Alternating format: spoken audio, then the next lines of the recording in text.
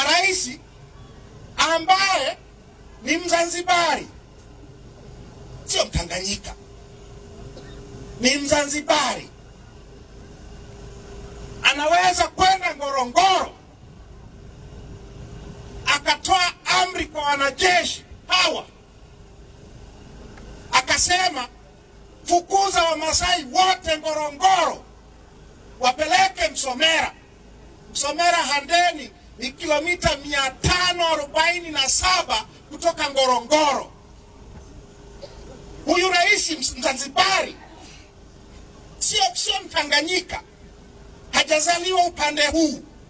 Kwa sababu ya hii miaka 60, huyu Mzanzibari anaweza akatoka alipotoka akaja kuvuruga watu huku.